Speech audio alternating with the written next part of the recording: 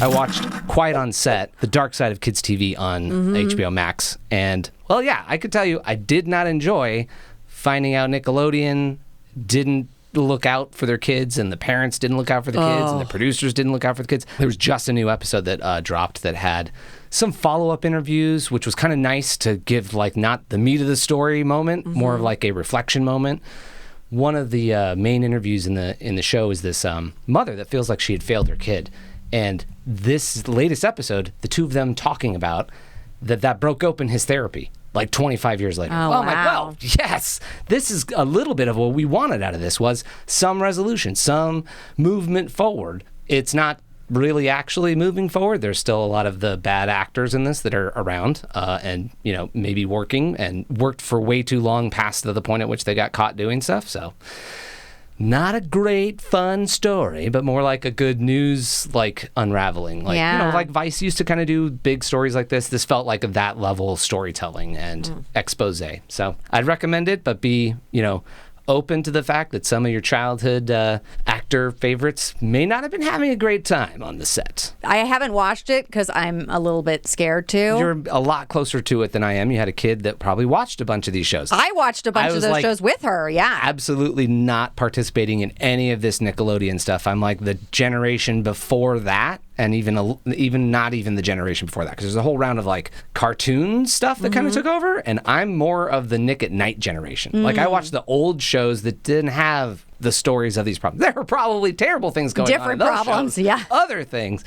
But yeah, so this was like, oh yeah, no, I've seen the aftermath of those child actors. Their lives are not going well. They have not made a career out of that. And you dropped them off a cliff at 16. Solid move. Thanks, Nickelodeon. Yeah. Well, I mean, we as kids, born and raised in the San Fernando Valley, and we've talked about this on our other podcast, Family Dynamics, especially the first four of us, were all in the industry as kid actors because our dad was an actor. And it was basically like, do you have any kids that can audition for this role? Because no one It didn't even count as nepotism back then. It was just like, it's easier if they're related to you. You have skills. Maybe they can act. Yeah, they can't, and can you then just be bring quiet. them? Yeah. Nobody flew in for pilot season from Arizona. Right. Like, it did not exist. So very typically, your parent was in the industry somehow, and you lived in LA or New York.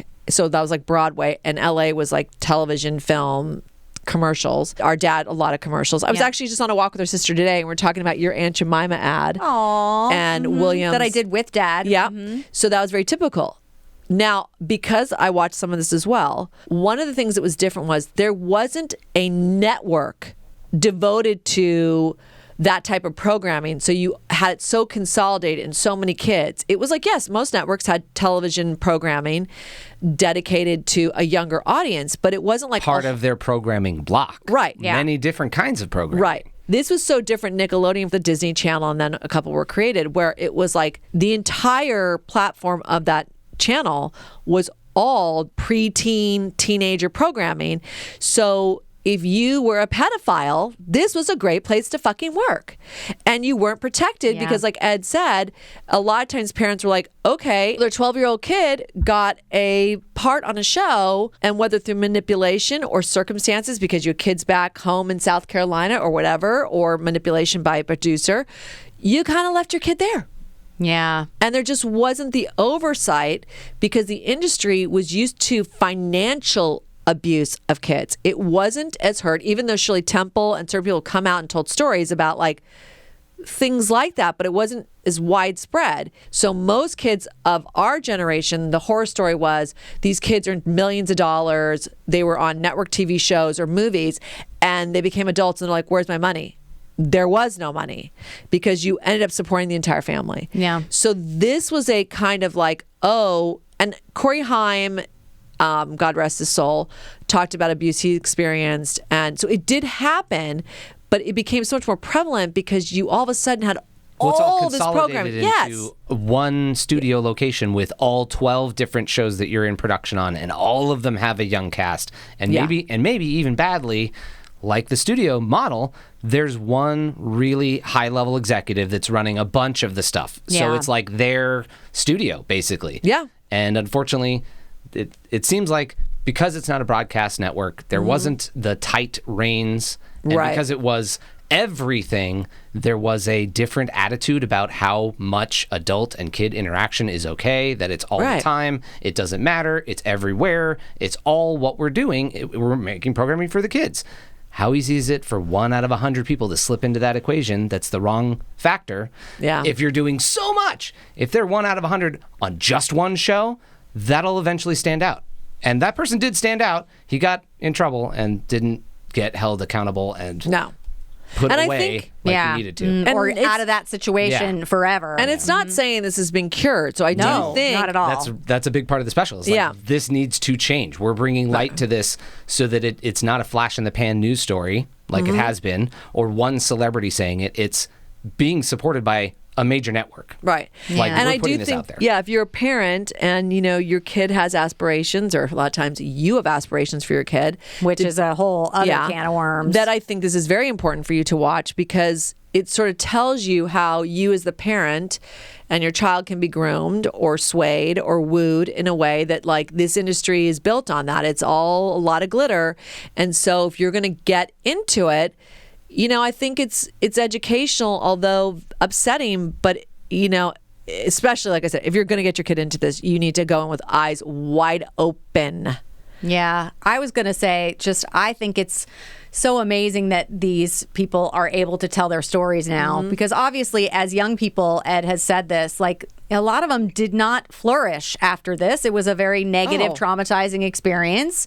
And for them to get a moment where this is actually coming out and they can tell these stories, and I hope that this it's healing helps. for them and helpful for other people, so that they're aware of it. That would be your hope. Yeah. I have something to comment on about this special, because it's reality TV and newsy, and I've been in that world a little bit, so I understand, like, especially in reality TV, how you can make, like, producer choices that are good for your show. I saw an interview with Mark Summers after the fact, where he commented on that the producers of this special weren't the most straightforward about what it was about with him, and that there was some supposedly off-camera moment that is now part of the special that he's upset that's in there. But it's like, you also didn't look back at the industry that you worked in and all the profits that you made off of them airing repeats of your show at the same time as all these other shows. So you could say you didn't know, and it wasn't part of your deal, and you were before all of that, and your reaction to, did they show this on kids' TV? Yeah, they did. Dude, that was a network you were on, and you just didn't pay attention to it for the next decade. Yeah. So a little bit of a blindness on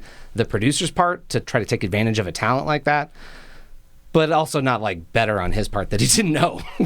What was his connection? Was he hosting? Like Double Dare. Double Dare. The prior generation of shows, they kind of said this was happening on the same network that you were on. And he's like, I love these kids. This is when this all started, is how they pitched him and his participation. But then they still had the cameras rolling when they showed him some questionable moments. And he pulled himself out of the interview, too. He's like, I'm done. This is not what I want to do. But they still utilized what they could out of it. So I was like, yeah, that's the dirty shit you shouldn't be doing. Just like the expose that you're doing right now. Don't do that. But it's, our brother-in-law, full disclosure, was a host on Nickelodeon for, Legends of the Hidden Temple. Just the laws back then for kids and labor law. I mean, like, you go back, like, these poor kids, like, going through the maze. Like, I don't know that you could get kids to do that. Like, they're jumping into lagoons. Yeah. It's, there is if you are open. That's more what I would think for Mark Summers. Like, are you willing to look back and see it clearly? Yeah. During the time, no. I think a lot of people just know. They don't know. And there isn't anybody shouting from the rooftops. I mean, the dialogue or the situations are too adult or inappropriate. So it's like, in the context, was it fine? Probably not. But you didn't have the knowledge to know. But looking back, you can evolve. Yeah. And like I said, I do love Legends of the Hidden Temple, because these kids will get through the worst thing. They're like, and you won a, BMX bike worth $150. That would be an amazing prize. I mean, sports camp was truly it was Space Camp. Space Camp was truly amazing. That was the big win. But they'd be like, you get a carton of Bubblicious gum. It's like, what? I mean, so these kids are like, like, thank God. Like, well, let me also just say, I did watch. I'm slightly after Ed, but slightly before these shows. I did watch All That, which I think is the beginning of this era, so that was not good. But these previous shows, including Legends of the Hidden Temple, I have seen Space Camp as a prize many times. What I did not understand is you do not go to NASA, so it's not as cool as I thought it was. No. Where do you go? What? Are you not aware of our nieces? They just go somewhere in like Palm Desert or wherever. I thought you were going to like Florida. You might be going to Florida because they probably have another one over there. It's not at Cape Canaveral. Exactly. No, unfortunately, like the movie Space Camp that actually goes to Cape Canaveral and gets on the space shuttle and into outer space, That's a fun not what movie. they're selling for $3,000. By accident. By accident. Always by I accident. love that movie. I forgot about it. Okay, so Ed, That could get a reboot. I'd watch a reboot of Space Camp for sure. Yeah. yes. Well, I will just say, because we watched a lot of iCarly in our house, and there were a lot of other shows that I was too irritated I couldn't watch them when my daughter was the appropriate age, even though the appropriate age is like a chunk younger It's always than younger. which is It's the aspirational. Don't you want to be this teenager? So the idea that there's modeling of like this stuff in these shows is so upsetting. But anyway, watched a lot of iCarly, and it is very sad to hear that they were not having a good time, because that's part of what you're getting sold. You love these characters, you love these situations, they're funny, they're fun. Then you hear later like, oh, these people were sad and not doing well, and you're like, oh, that just breaks my heart. And you know, the executives at the top being abusive and manipulative and like all of that is just like, they should just Well, hopefully, God, it's things like this, disgusting. pulling back the curtain. Absolutely. We do better, both on all levels. Yeah. Yeah.